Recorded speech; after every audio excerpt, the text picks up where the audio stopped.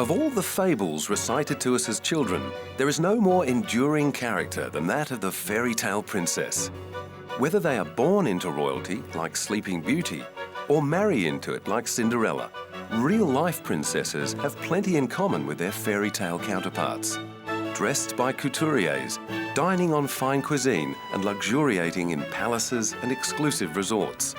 But the complications of modern-day existence conspire to make the lives of real princesses far more rich and diverse than any fairy tale.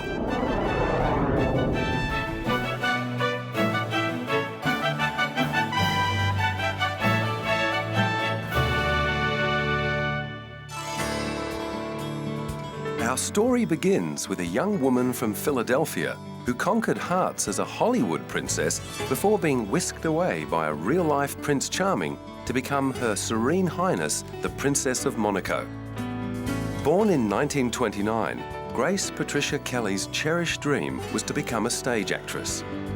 She funded her own way through drama school by modelling evening wear for New York fashion houses.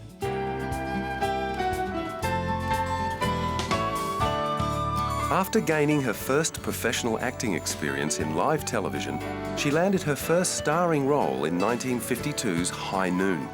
She went on to win a Golden Globe for Mogambo the following year. Then she won a leading actress Oscar for the black and white film Country Girl. And by the age of 26, she'd starred in the classic musical High Society and 3 films directed by Alfred Hitchcock. Having made only 11 films and with her whole career ahead of her, Grace stunned the world by announcing she was ready to give it all up to marry the crown prince of a tiny European principality called Monaco. Surrounded by France, the world's second smallest independent nation was practically unknown to anyone except the wealthy jet set who basked in the luxury of Monaco's beaches, casinos, and lax income tax laws. But in 1955, Crown Prince Rainier's engagement to Grace Kelly immediately put Monaco on the map.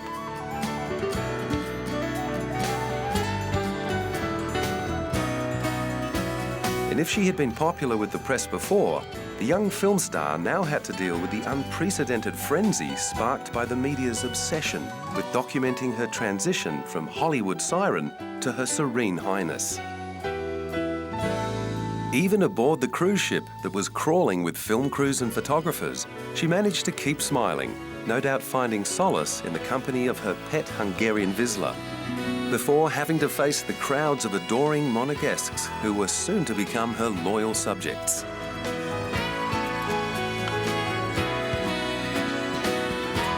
Prince Rainier was there to greet her as she landed and guide her through all the pomp and ceremony that her new role as Her Serene Highness would demand. Billed as the wedding of the century, the ceremony took place on April 19, 1956. The day before, the royal couple had exchanged vows in a private civil ceremony. But on the big day, it was clear that the years of dramatic training and professional acting had prepared her to play a starring role as the Princess Bride. In front of a television viewing audience of 30 million people around the globe, her stunning dress of silk, taffeta, tulle and lace shone like silver. It was designed by Metro-Goldwyn-Mayer's Oscar-winning costume designer Helen Rose and took 36 seamstresses 6 weeks to complete.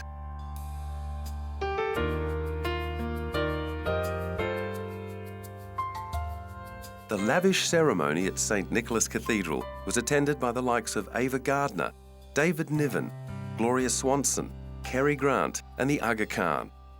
The story goes that Britain's Queen Elizabeth turned down an invitation to the wedding on the grounds that there would be too many film stars there. Exquisitely poised and quietly composed, the celebrated beauty carried her part off to perfection, leaving Hollywood to mourn the premature retirement of one of its brightest stars. Her Serene Highness approached her new role with the same dedication she'd ploughed into her Oscar-winning film career. After a 7-week honeymoon cruise aboard the Prince's yacht, she got straight down to the task of producing an heir to the throne. 9 months later, she gave birth to Princess Caroline, whose arrival was celebrated with a 21-gun salute. A year later, 101 guns welcomed Prince Albert into the world, and 7 years after that, Grace gave birth to their third child, Princess Stephanie. While Grace may have missed her Hollywood friends and stellar career, she contented herself with her civic duties as the Crown Prince's consort, and pictures of their growing family became staple fodder for news bulletins and glossy magazines around the world. In 1982, just 1 year after the royal couple's 25th wedding anniversary, Princess Grace was driving her daughter Stephanie home from their country retreat when her car plunged over the mountainside on a windy strip of road. They were both taken to the Princess Grace Hospital, and while Stephanie was destined to recover from her injuries, her mother died the following day at the age of 52. The dramatic end to her life added a fitting twist to the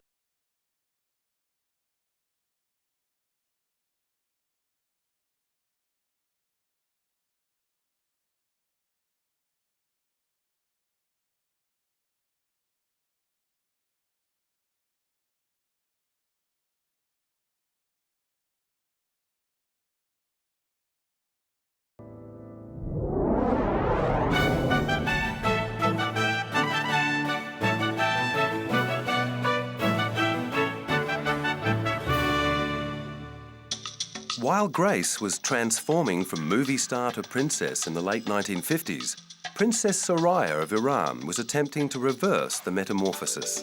Back in 1948, the daughter of the Iranian ambassador to West Germany had been introduced to the recently divorced Shah of Iran while she was still studying at a Swiss finishing school.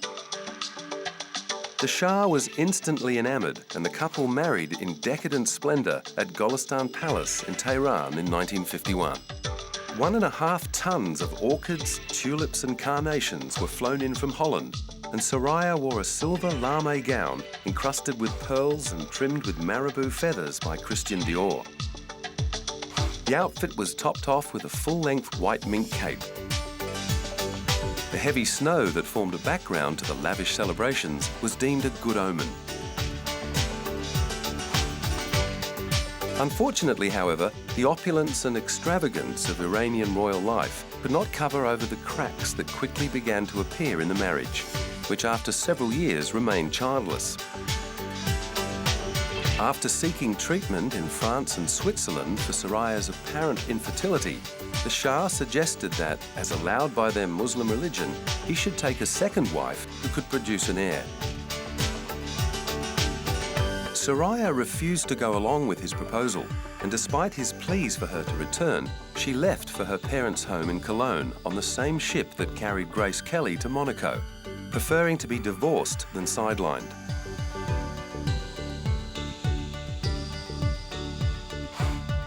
In April 1958, a weeping Shah announced to Iran that their marriage was over.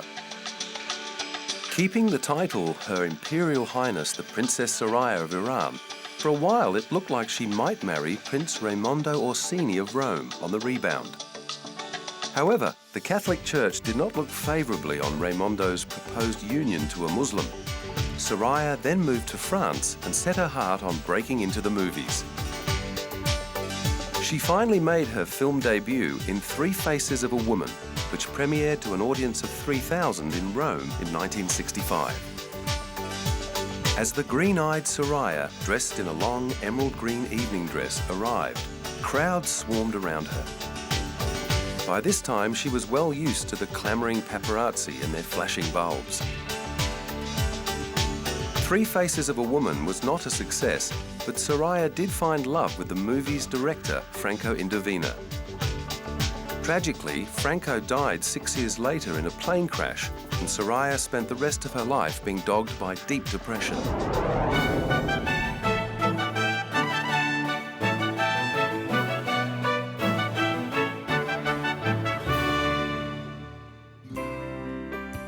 Another royal contemporary of both Grace and Soraya may also have made her way to the big screen if the restrictions imposed by her birthright had not prevented her from seeking a performing career.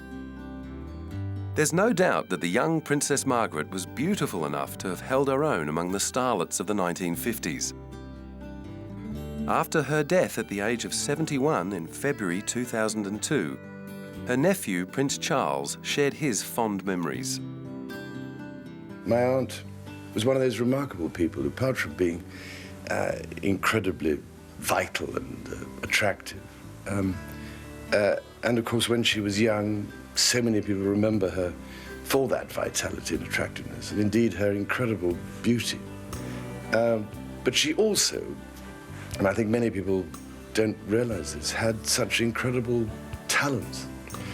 I remember so well, she used to play the piano incredibly well, and she had an extraordinary ear. She could pick up and play by ear almost any tune, and she sang like an angel. I always remember that as a child. And of course, she had this wonderfully sharp mind and used to literally win crossword puzzle competitions. And I think one of the fondest memories I shall have of her was always of sitting at the piano, playing away with a large, very elegant cigarette holder in her mouth. And as I say, we shall all miss her dreadfully. But Charles's affection for Princess Margaret was not always shared by other members of the royal family or the general public. Thanks to her aptitude for courting controversy, she was often depicted as a rebel princess. She was born in Scotland in 1930. Her parents were then Duke and Duchess of York. In 1936, the abdication of Edward VIII unexpectedly put her father on the throne, and Margaret and her older sister Elizabeth were suddenly saddled with the responsibility of being daughters of the king. As she grew up, Princess Margaret began to win a place in the public's affection. She was very different in personality to her sister, who came across as conscientious and well-behaved, while the more wayward Margaret was more likely to get into trouble. When World War II ended in 1945, Margaret and her sister joined their parents and Prime Minister Winston Churchill on the balcony of Buckingham Palace on VE Day to wave to the cheering crowds.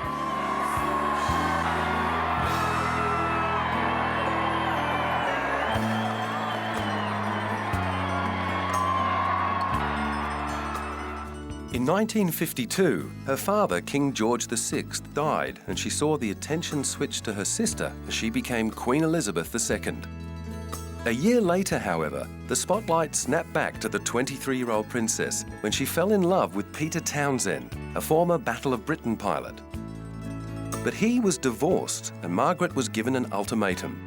Marriage to Peter would mean giving up her title and a place in the royal family. Royal duty won out over romance, and 5 years later, Margaret announced her engagement to photographer Anthony Armstrong-Jones, who later became Lord Snowdon. This time, there could be no objections, and in 1960, they were married at Westminster Abbey.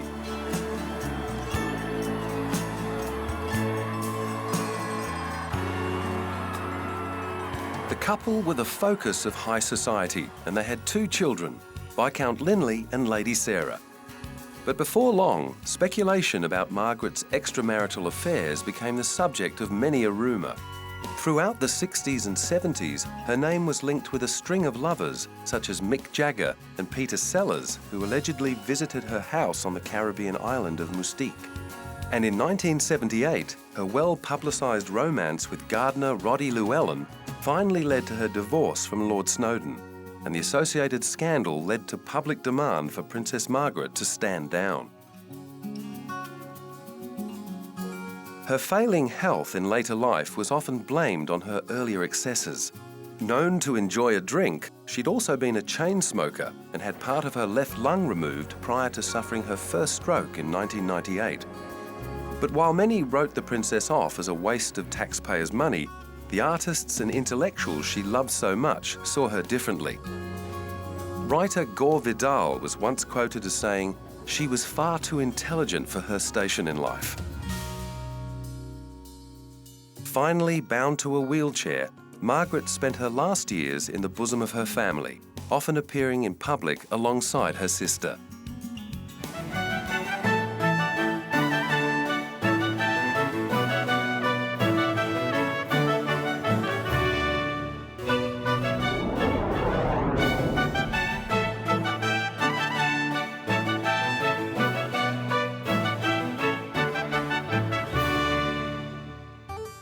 Another royal rebel is Princess Grace of Monaco's daughter, Stephanie, although her story bears more resemblance to that of Princess Margaret than the shy and retiring Sayako. At 19, Stephanie was in the car with Grace when it ran off a mountain road in Monaco.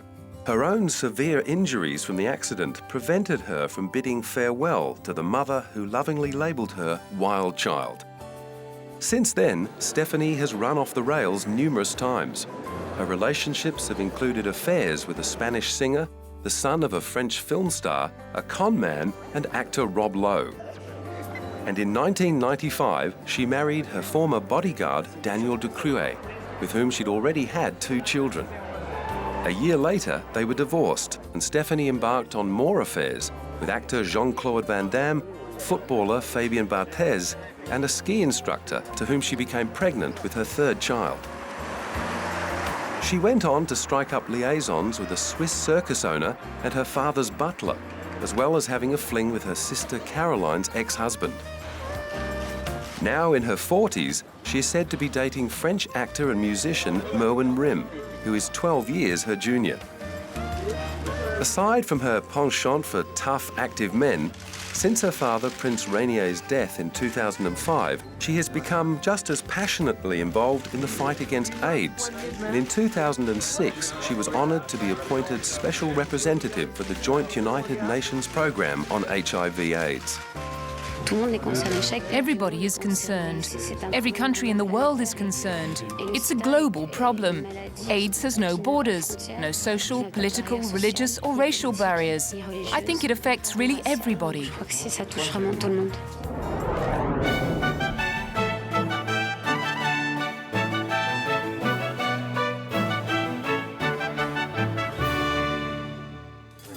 Like her younger sister, Princess Caroline of Monaco is passionate about good causes.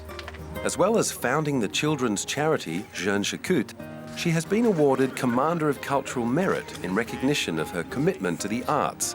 And in 2006, she was honoured with the UNICEF Children's Champion Award. She came into the world with great fanfare on January the 23rd, 1957. The first child of proud parents Princess Grace and Prince Rainier, her birth was marked with public celebrations in front of Monaco's Great Palace. Still basking in the afterglow of their Crown Prince's wedding to the beautiful Grace Kelly, Monaco was delighted for the excuse to throw another party. Later that year, she made her first public appearance on the palace's balcony. Amid general rejoicing, balloons, stamped with the date of the baby's birth, were released, while there was free champagne to drink her health. As the oldest child of Monaco's reigning family, she became well used to the spotlight from an early age. Rather like her kid sister Stephanie, she discovered her rebellious streak as a teenager and, much to her mother's disapproval, married a divorced banker called Philippe Junot, who had quite a reputation as a playboy. However, as Grace had predicted, the marriage was over within 2 years. 2 years later, Caroline was devastated by Grace's sudden death and struggled to keep her composure during the state funeral. Not long after, she seemed to have found happiness when she married businessman Stefano Casiraghi. They had 3 children together before Stefano was tragically killed in a speedboat accident at the age of 30. Princess Caroline finally married again in 1999, and this time into royalty. Her third husband is Ernst August, the 5th Prince of Hanover, a match much more in keeping with her royal position than either of her previous marriages, especially in view of her status as presumptive heir to the throne. This means that if her younger brother Albert, the current Crown Prince of Monaco, dies without a legitimate heir, she will automatically become the Crown Princess, making her eldest son, Andrea Albert, second in line to the throne. Having well and truly put her wild days behind her, Princess Caroline seems content to be continuing her mother's legacy. Blessed with the same film star radiance and elegance, her charity work now takes priority over her social life. On the downside, the beauty and intrigue of Monaco's royal women has drawn so much media intrusion into their private lives that in 2004, Princess Caroline obtained a judgment from the European Court of Human Rights condemning the publication of private photos.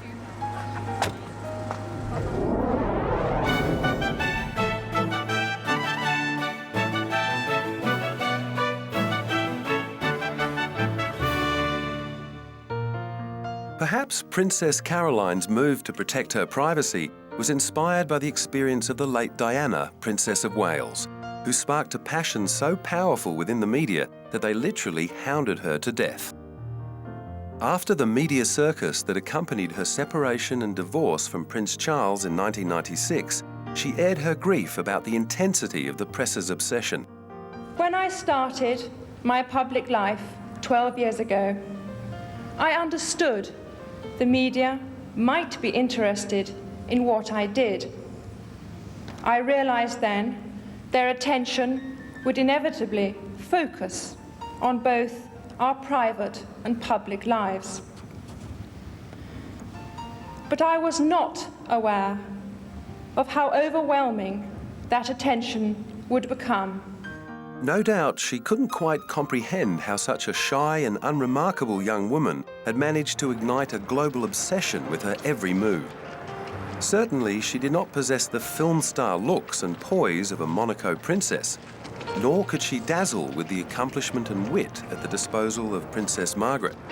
In fact, she often joked about her lack of aptitude at Riddlesworth Hall School, although by all accounts she was very happy there. I made many friends who I often see, and in spite of what Miss Rudge and my other teachers may have thought at the time, I did actually learn something. Though you would never have known by my O-level results. Indeed, it may well have been Princess Diana's very lack of extraordinary recommendations that made her so accessible to the people in the street, who quickly crowned her their Queen of Hearts.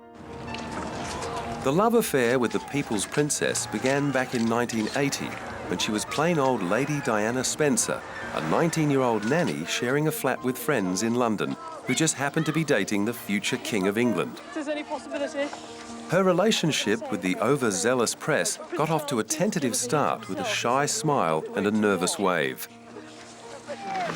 How well are you coping with all the press attention? Well, as you can see, you can tell. Are you bearing up with it quite well, though? Because it must be quite a strain with all of us after you.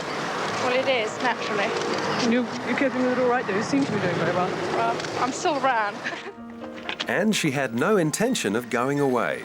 In February 1981, Buckingham Palace announced Diana's engagement to Charles, and a happy couple embraced photo opportunities to show off the walnut-sized £30,000 ring consisting of 14 diamonds and a sapphire. Charles recalled his first impressions on meeting the 16-year-old Diana. I remember thinking what a very jolly and amusing and attractive 16-year-old she was. And having great fun and bouncy and full of life and everything. And I don't know what you thought of me. Pretty amazing. But during the lead-up to their wedding in July, it became clear that the down-to-earth and disarming Diana had already eclipsed her royal fiancé in the public consciousness.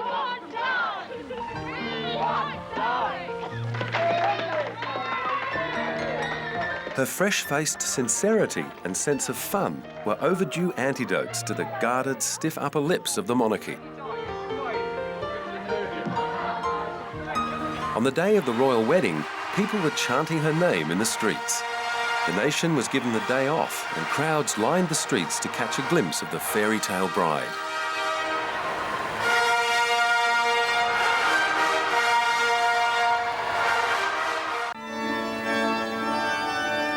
Resplendent in her Emmanuel gown, complete with 25-foot train, the brand new princess emerged from St Paul's Cathedral to the cheers of thousands of fans, totally smitten with her naive charm and cheeky smile.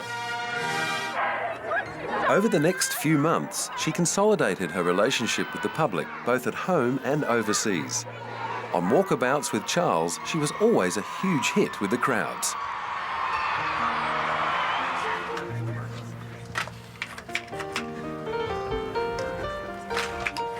And in less than a year, she'd done her duty to the royal family by presenting it with a healthy heir to the throne.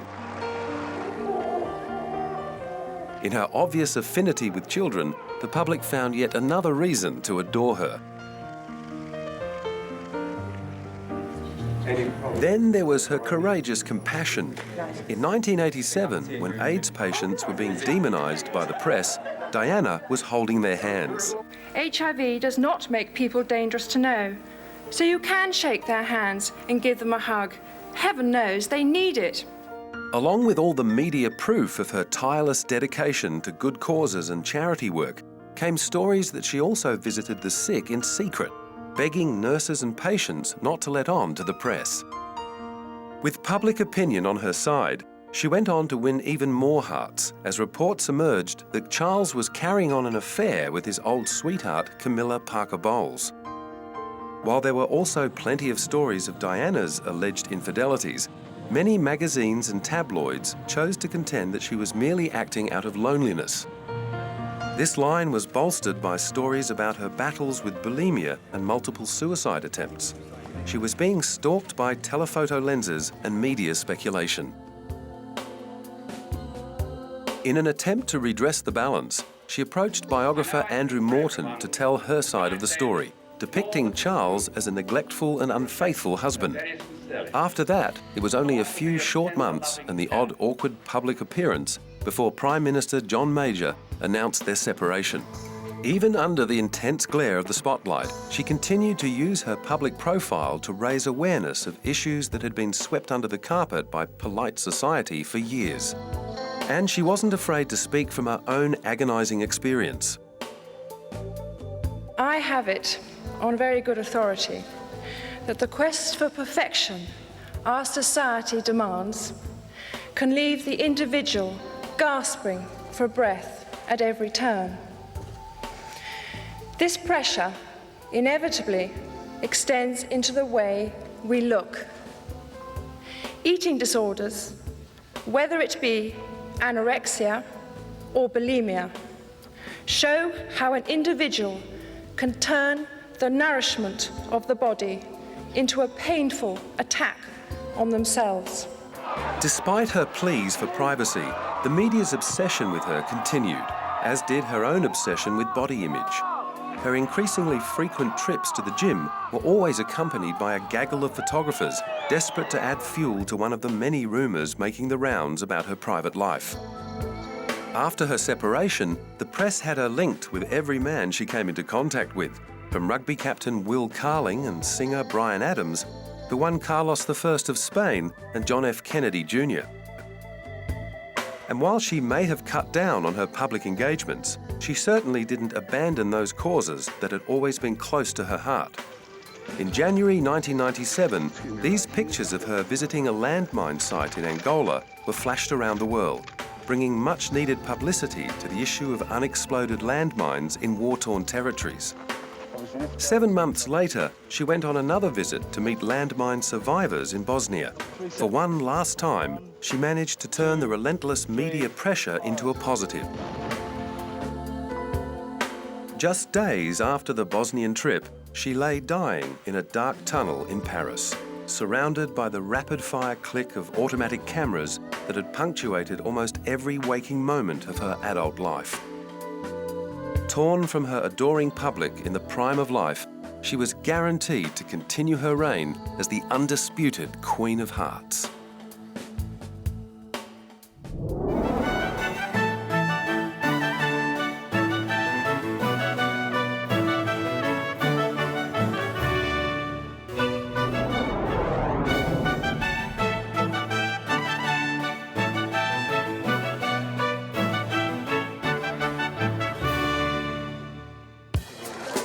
Another top contender for the Queen of Hearts title is Denmark's Crown Princess Mary, the photogenic wife of the heir to the Danish throne and mother to Prince Christian and Princess Isabella, has helped promote the profile of Denmark's royals, which in turn has boosted tourism in the country's capital of Copenhagen. While she may not quite fit the mould of a Cinderella, Mary's rise from simple Australian country girl to beautiful crown princess does indeed read like a fairy tale. And since marrying her handsome prince and moving into the Fredensborg Palace, she has become the idol of every young girl who dreams of becoming a princess. She began life as plain old Mary Donaldson in the former penal colony of Hobart on the island of Tasmania in 1973. She grew up loving the outdoor life and riding horses. Upon graduating from university, she began a career in advertising in Melbourne. But after her mother died in 1997, she left her job to travel before settling down in Sydney, where she became a real estate agent. She and Prince Frederick first bumped into each other at a bar called the Slip Inn during the Sydney 2000 Olympics. Out socialising with separate groups of friends, they got talking, and without knowing exactly who he was, Mary slipped him her phone number, and so began the romance. Their long-distance courtship continued secretly until Mary moved to Denmark in 2002 and began taking lessons in Danish language, history and etiquette. Finally, the Danish court announced that Frederick's mother, Queen Margrethe, intended to give her consent to the marriage, and in October 2003, they became officially engaged. Australia was overjoyed at the prospect of having its very own princess, and the people of Denmark warmed to her charm and beauty immediately. In fact, a poll found that 75% of Danes believed that she would make a good queen, and the couple looked truly in love. Mary's last evening as a commoner was marked with a grand gala that drew royal guests from around the world and helped prepare her for the onslaught of official engagements that awaited her as a princess. Braving a chilly Scandinavian wind, the star of the show was the radiant bride-to-be, elegantly dressed in a low-cut red gown. If she was nervous about the day to come, it didn't show as she smiled and waved to the crowds. That grace and composure carried her through the much-hyped wedding with the eyes of the world upon her. In fact, while she stayed calm and collected, it was Frederick who seemed overwhelmed by the emotion of the day as he wiped away a tear.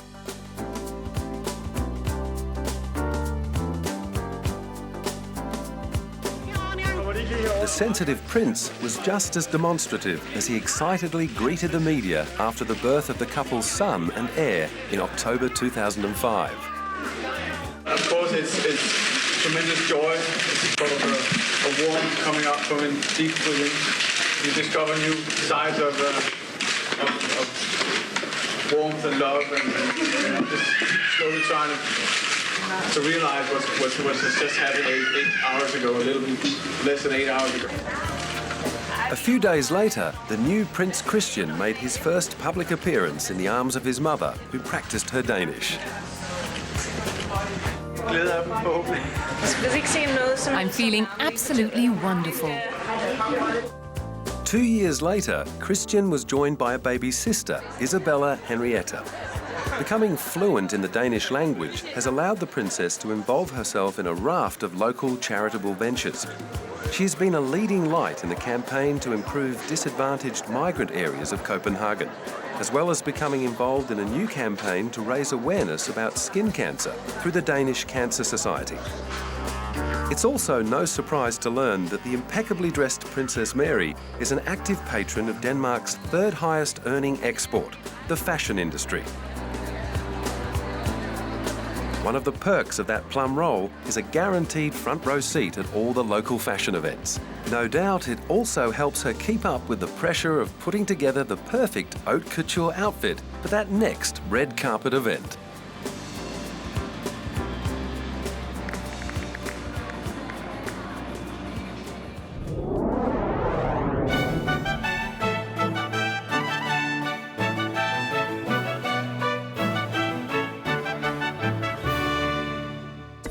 Over in Spain, Princess Letizia has also become a major style icon.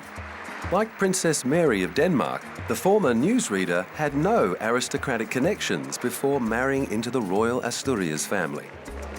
She was born Letizia Ortiz in Oviedo, Spain in 1972, the daughter of a journalist and a registered nurse. After completing a bachelor's degree, she followed her father into the newspaper business and worked her way into television to become the anchorwoman of the most viewed newscast in Spain. Having become a celebrity in her own right, there was no need to win over the public as Prince Felipe's intended bride. Still, the announcement of their engagement came as quite a shock to the Spanish people, who'd been completely blindsided by the royal romance. Entiendo la sorpresa que ha causado esta decisión a casi todos. I understand that it must be a big surprise for everyone. Reflexiones muy intensas y sobre todo But it hasn't been a quick decision. peso y la solidez del It's been based on the great love that we feel for each other. que iniciamos. Gracias. However, there was still the matter of Letizia's previous marriage to her high school literature teacher to contend with. Thankfully, the Roman Catholic Church found a loophole to allow the marriage. But 2 months after their official engagement came the claim by Cuban artist Waldo Saavedra that the artwork on a new album by Spanish singer Mana was a nude study of the future Spanish crown princess. Scandal was averted when he clarified that Letizia had not posed nude, but had simply given him a photograph of herself in which she was fully clothed and that he'd used his imagination to paint her naked. And on the 22nd of May 2004, the cathedral in Madrid became a mecca for royal guests and dignitaries the world over as a nervous Prince Felipe awaited the arrival of his stunning bride. The pouring rain did nothing to dampen the enthusiasm of the waiting crowd as Letizia began the daunting walk down the aisle on the arm of her father. The picture-perfect couple's moving vows were broadcast to the nation and witnessed on huge screens outside the cathedral. Don Felipe de Borbón y Grecia, príncipe de Asturias, y doña Letizia Ortiz Rocas. Felipe, te recibo a ti, Letizia, como esposa y me entrego a ti. Y prometo serte fiel en la prosperidad y en la adversidad, en la salud y en la enfermedad, todos los días de mi vida. Yo, Letizia, te recibo a ti, Felipe, como esposo y me entrego a ti. Y prometo serte fiel en la prosperidad y en la adversidad, en la salud y en la enfermedad, todos los días de mi vida. Padre, del Hijo. As the ceremony ended, cheers rang out in the square. Since then, Princess Letizia has been featured heavily in the glossy magazines of Europe and is frequently praised by fashion critics for her impeccable taste in clothes. She also has her own fan club with websites dedicated to gathering photos and updates on the Queen of Spanish style. Her waif-like figure and chiseled cheeks have led to speculation that she may have an eating disorder. But despite her fragile frame, she has given birth to 2 healthy daughters, Leonor and Sofia. And although the current Spanish law of succession would hand a potential younger brother the throne over his older sisters, it is possible that the law could be changed to make Leonor the heir apparent.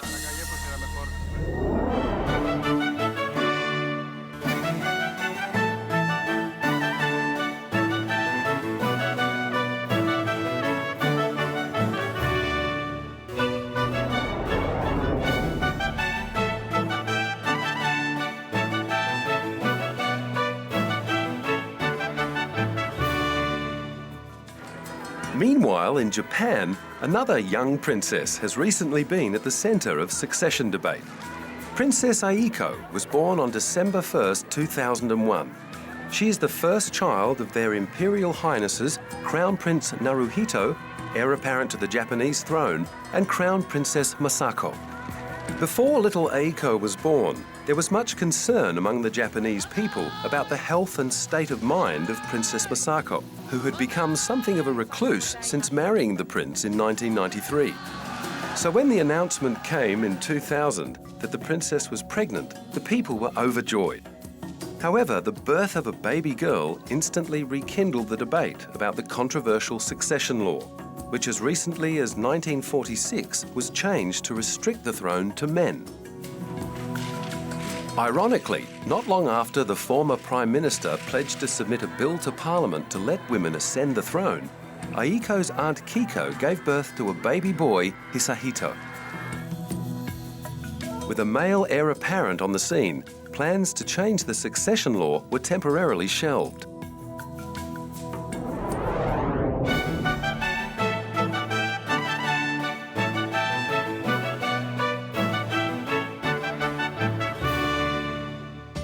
One European crown that is assured of being inherited by a female is that of the Netherlands, where 3 princesses stand directly in line to the throne: Catharina Amalia, Alexia and Ariane are the three beautiful daughters of heir apparent Prince Willem-Alexander and Princess Maxima of the Netherlands. Maxima was born in Argentina in 1971 and after graduating with an economics degree in 1995, started a career in investment banking. She met Willem-Alexander 4 years later in Spain during the Seville Fair. But as he introduced himself only as Alexander, she had no idea he was actually a prince. When he broke the news to her later, Maxima was convinced he was joking. Still, she agreed to meet him in New York 2 weeks later. The romance blossomed and they were engaged in 2001. Throughout January 2002, Amsterdam was abuzz with activity in preparation for the royal nuptials. It is a big event, a big operation. We used 6,000 police officers in that period. The operation cost a lot of money, €5 million, so it's a lot of money. It's first thing, it's safety first. Despite some controversy caused by the fact that Maxima's father had served under the regime of former Argentine President Jorge Rafael Videla, a military dictator who had been responsible for many atrocities during the 1970s, the mood in the Dutch capital was one of great anticipation and excitement. Since the wedding, Princess Maxima has endeared herself to her new country by becoming fluent in Dutch and giving birth to 3 heirs to the throne.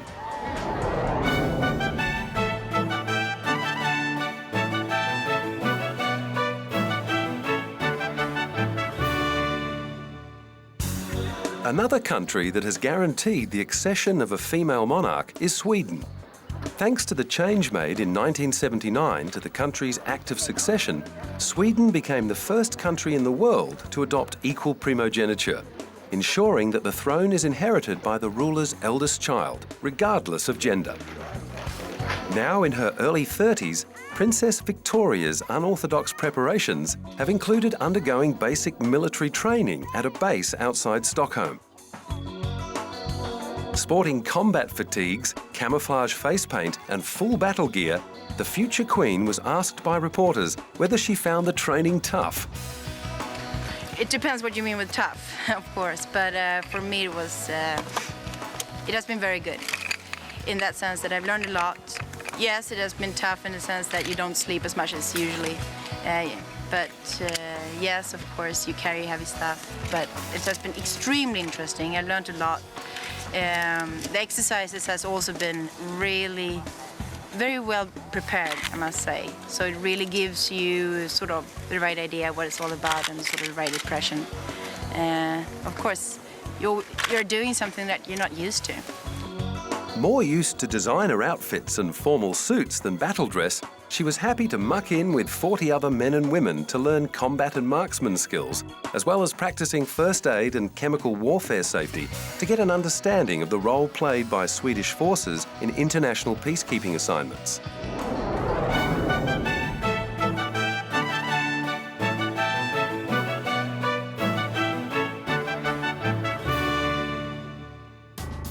As Princess Victoria continues her preparations to assume the role of Queen of Sweden, Britain's Princess Beatrice can relax in the knowledge that she is unlikely ever to be called upon to assume such responsibility.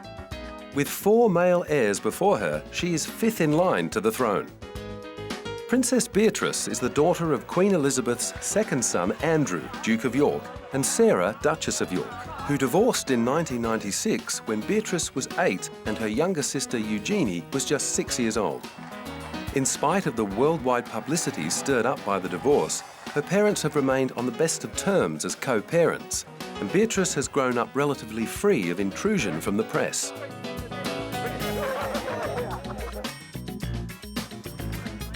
However, on the eve of her 18th birthday, she declared that she was ready to start following in her mother's footsteps and using her privilege to help those less fortunate.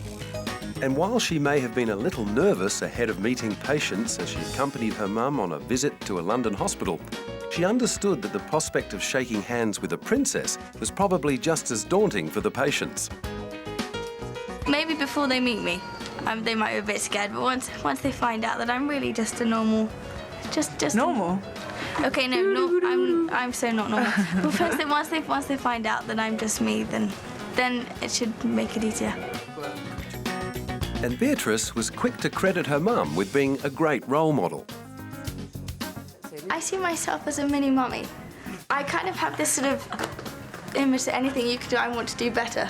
She's the best advice giver I could possibly ever wish for, and she leads by example, really. And her behaviour kind of is one that I really would like to follow. However, the princess's enthusiasm is not shared by everyone. Just 1 year earlier, some sources close to the Queen were questioning her mother's advice-giving talents when Beatrice appeared on the cover of Tatler magazine. The sultry photos raised a few eyebrows in royal circles and signalled Beatrice's intentions to take on public life as a confident 17-year-old. Well, I think the pictures are a bit unfortunate. Buckingham Palace has spent years keeping the girls away from the media radar, and they succeeded. But now that Beatrice has turned over 16, she turned 17 on Monday, she's out of their hands, and there's not a lot they can do about it. And this really came probably as a result of parental agreement, no prizes for guessing which parent. In fact, her mum not only sanctioned the article, she sat in on the photo shoot and interview, in which Beatrice revealed that the divorce of her parents had actually brought the family closer together. The young princess also admitted that she was very lucky and wouldn't trade her life for anyone else's. Beatrice and her sister Eugenie belong to a new breed of princess.